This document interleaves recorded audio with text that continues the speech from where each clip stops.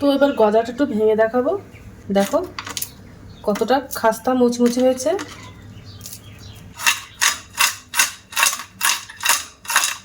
তো আমি একটু খেয়ে দেখবো যে গজাটা কেমন হয়েছে।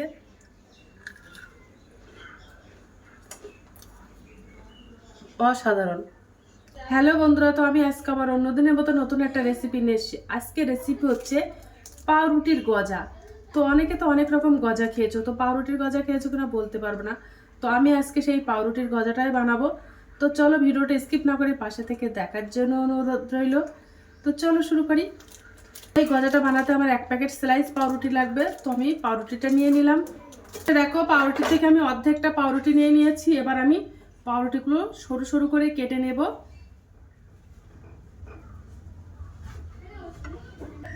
যেমন গজাটা হয় তেমন সাইজের কেটে নেব। দেখো আমি এই সাইজের কেটে নিয়েছি। প্রত্যেকটা পাউরুটি আমি এই সাইজের কেটে নেব।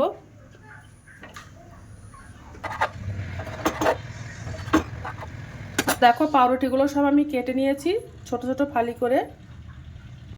এবার উনানে আমি একটা ফ্রাইং প্যান দিয়ে দেবো। পাউরুটিগুলো ভালো করে সেঁকে নেব।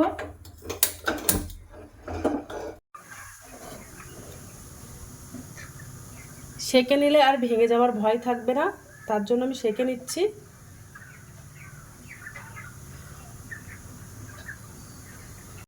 এবার পাউরুটিগুলো উল্টে দেব।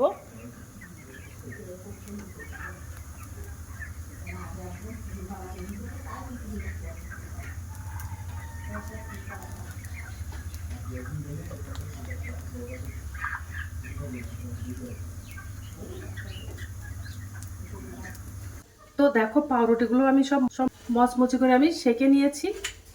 দেখেছো কতটা খটখটে হয়ে গেছে।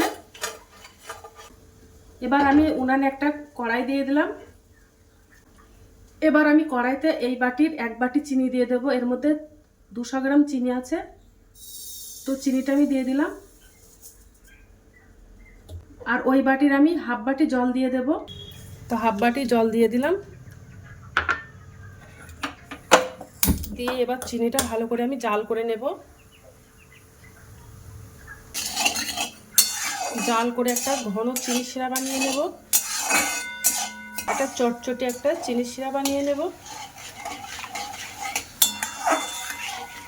পাউরুটিটা ভালো করে মচমচে করে না সেঁকে নিলে চিনি শিরার মধ্যে দিলে সঙ্গে সঙ্গে নরম হয়ে যেতে পারে। তার জন্য আমি ভালো করে পাউরুটিটা সেঁকে নিয়েছি।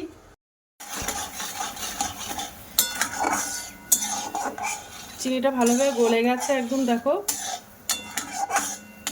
চিনি শিরাটা দেখো একদম ঘন করে নিয়েছি, একদম চটচটে হয়ে গেছে। এবার যে পাউরুটিগুলো আমি সেঁকে নিয়েছিলাম ওই পাউরুটিগুলো দিয়ে দিলাম। দিয়ে এবার আমি একটু উল্টে পাল্টে বেশ চিনি শিরাটা যেন পাউরুটির মধ্যে যায় তার জন্য সেভাবে উল্টে পাল্টে দিয়ে দিলাম। দিয়ে আমি কিছুক্ষণ একটু উল্টে পাল্টে নেব। তারপরে আমি গ্যাসটা অফ করে দেব। এবার গ্যাসটা অফ করে দিয়েছি। দিয়ে এবার আমি চামচ দিয়ে উল্টাতে থাকবো। উল্টে উল্টে বেশ শুকিয়ে নেব। চিনির শিরাটা যেমন গজা হয় তেমনভাবে বানিয়ে নেব। তো যত উল্টাবো ততই চিনিটা শুকিয়ে যাবে আর শুকনো খটখটি হয়ে যাবে একদম। মনে হবে না যেটা পাউরুটির গজা। দেখো এবার চিনি শিরাটা আস্তে আস্তে শুকিয়ে যাচ্ছে। শুকিয়ে চিনিগুলো গায়ে লেগে যাচ্ছে। আর একদম পাউরুটিটা নরম হয়নি, শক্ত খটখটে আছে একদম।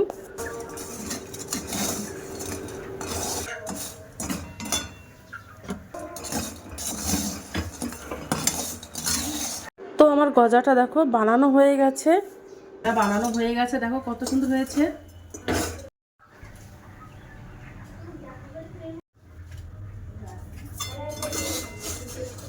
এবার আমি প্লেটে তুলে তোমাদেরকে দেখাবো যে কেমন হয়েছে। আর ভিডিওটা ভালো লেগে থাকলে আমার চ্যানেলে একটা লাইক কমেন্ট শেয়ার এবং সাবস্ক্রাইব করে দেবে। তো আমি এবার প্লেটে তুলে নেব গজাগুলো।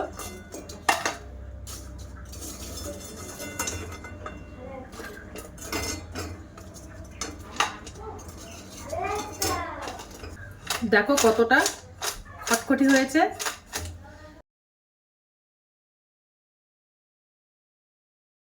তো তোমাদের বাড়িতে পাউরুটি থাকলেই ঝটপট এই গজাটা বানিয়ে ফেলতে পারো।